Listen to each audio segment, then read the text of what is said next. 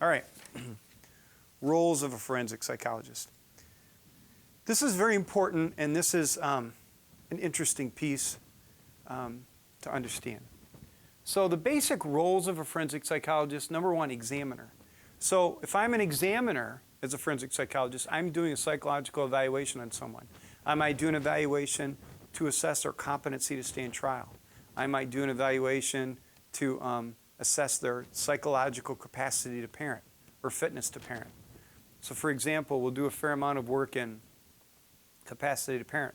If someone's child gets removed from their custody and put into foster care because of neglect or abuse, then that person will likely have to go see a forensic psychologist, someone like me, to do their evaluation. And why is this a legal issue? Because when Child Protective Services takes over control of your children, that is a legal situation. They gain what's called a wardship over the child. And then if after a year you don't get your act together, they try to terminate your parental rights, and that becomes a legal issue too. So examiner is when you actually do the evaluation and examine a person. Consultant.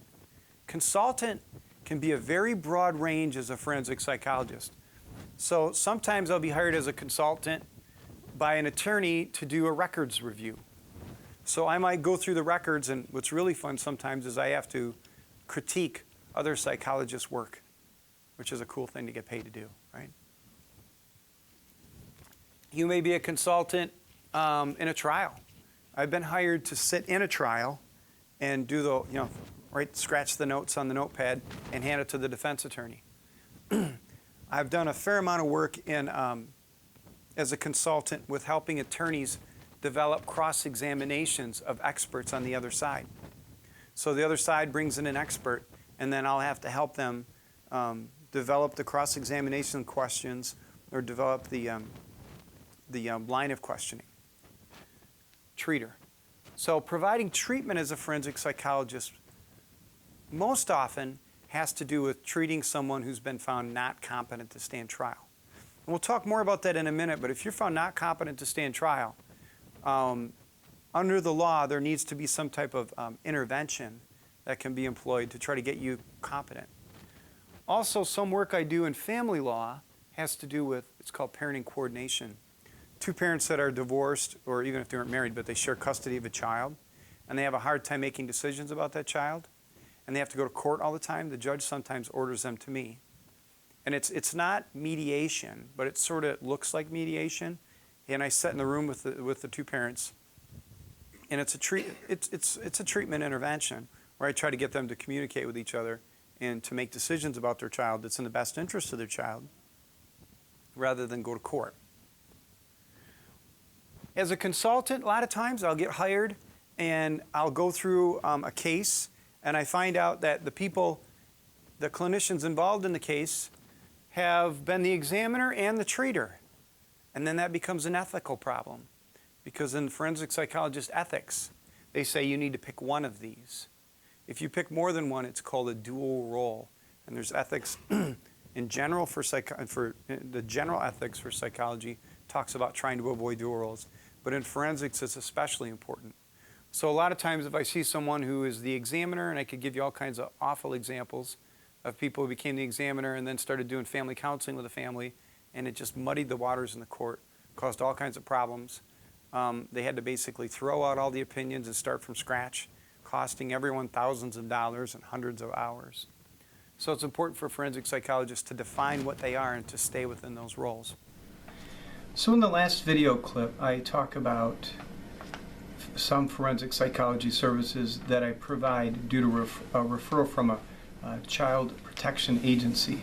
I want to expand a little bit on this and also offer some commentary pertaining about how the role of forensic psychology in the child welfare system is the same and different based on some of the other countries.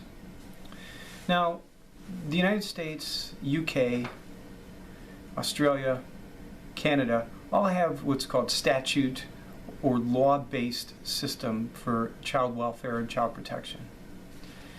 Now, in my research, it turns out that the approach to handling and managing child protection cases is quite similar across all four countries.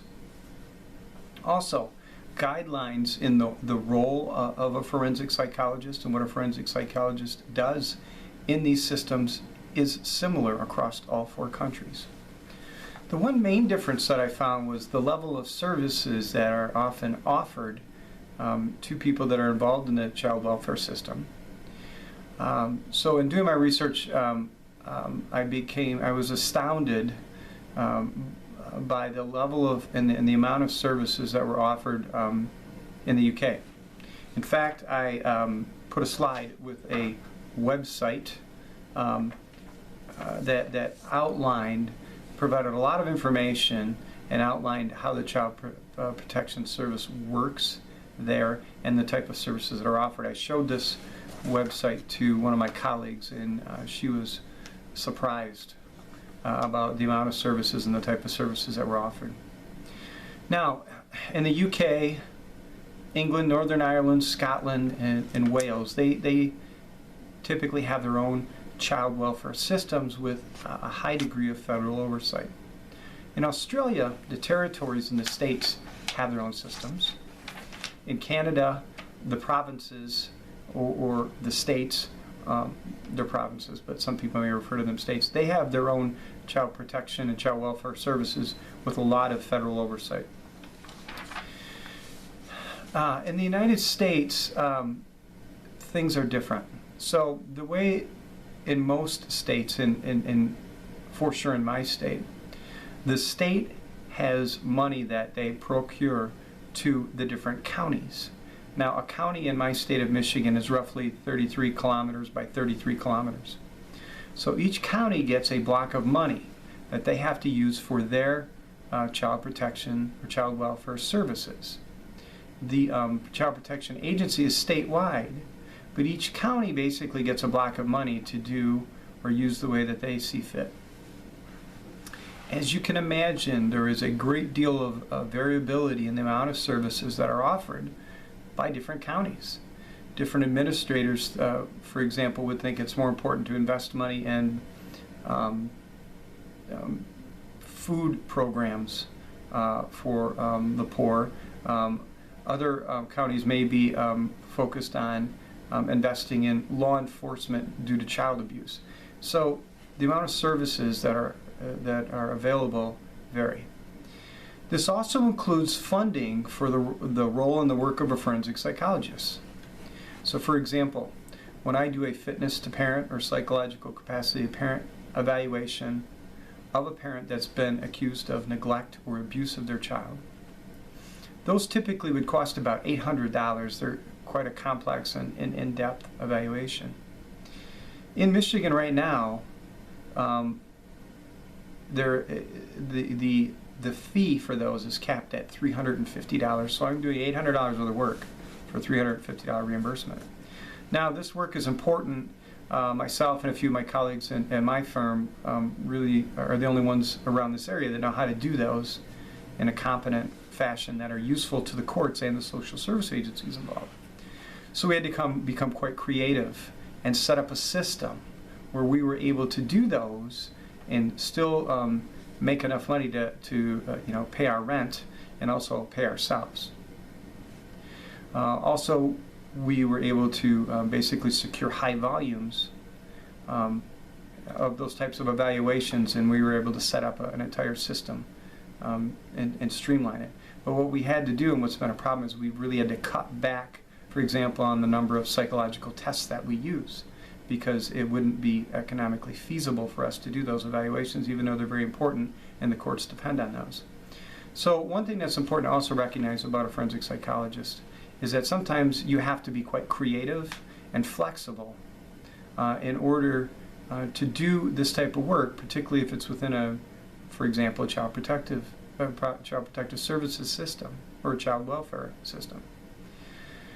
You have to be quite creative and flexible, but still be able to conduct an evaluation that offers a product that's useful to the social service agency and the court, and is also based in the science. That can often be a challenge in your work as a forensic psychologist, particularly when there are funds limited.